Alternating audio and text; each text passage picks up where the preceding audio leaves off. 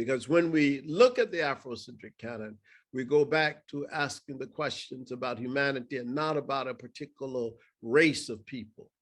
It is a totally anti-racist position that we have to take.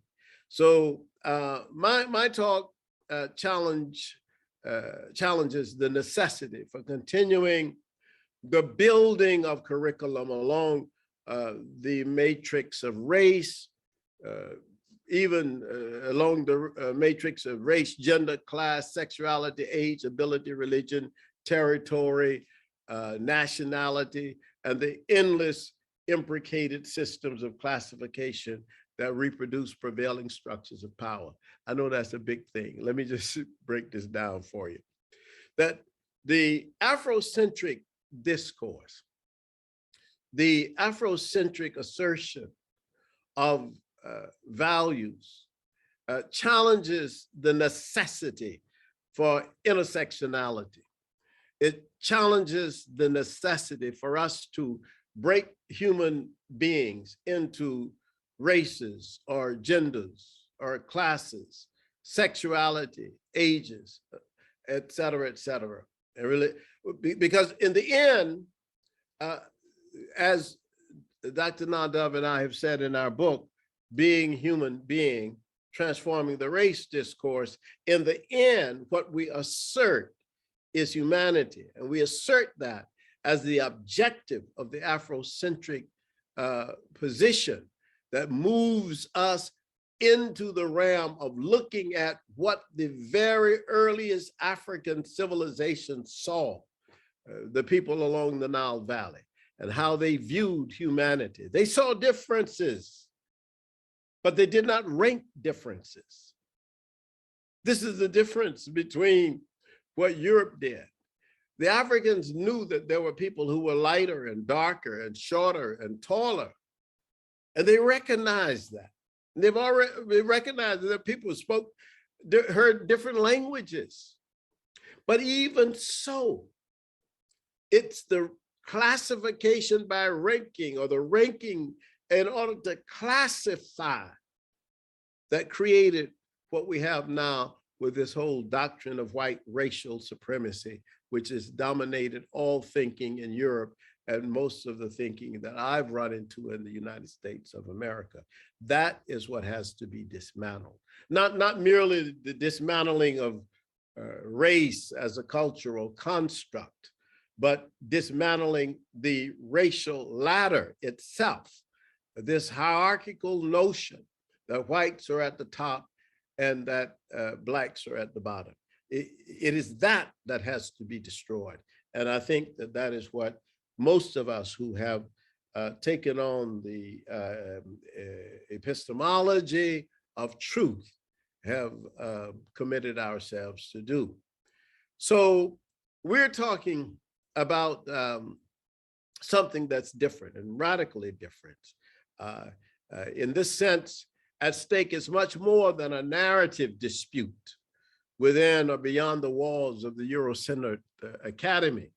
We are talking about the necessity to mark silences, to mark erasures, and the unnegotiable recognition of our equal humanities and humanness, the necessity to recenter and redefine the terms of our conversations, and the necessity to work transversally against the compartmentalization of special topics and areas, so as to make these questions undeniable,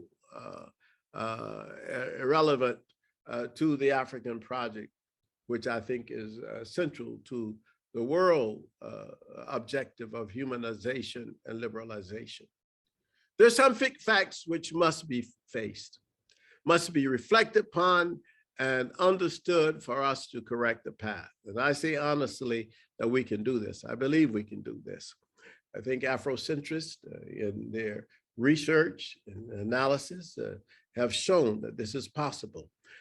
Take some examples from American history as instructive, and I'll give you three, and then we can even talk about more. But I choose to speak of these three because they have come to my attention recently through my own reading.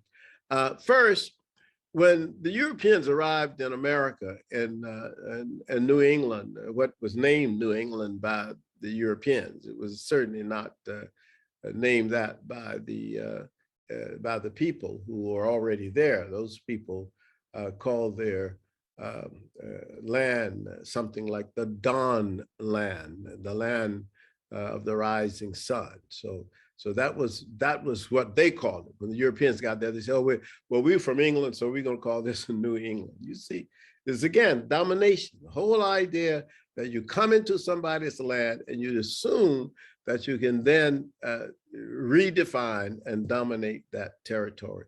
That's precisely the first crime against the indigenous people, the people who are already here when the Europeans arrived. Because when they got here, they found here human beings living their lives, raising their families. It was not long before edicts were passed and given to white settlers that allowed them to go into the countryside to kill, to slaughter the indigenous people, the Penobscot and Wabanaki people, scalping them in order to take their territory. If you bring me so many scalps of indigenous people, you can get so many acres of land. That was the bargain that was often made. Hundreds of these edicts were given by the white settlers when they came into a territory to encourage white people to go out and take the land of people. This was not just done in North America. I mean, I was traveling some years ago in Argentina and discovered that the same thing happened to the indigenous people in the south of Argentina, Terra del Fuego.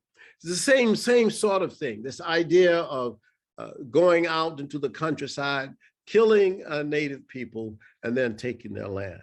That happened in the United States of America as well.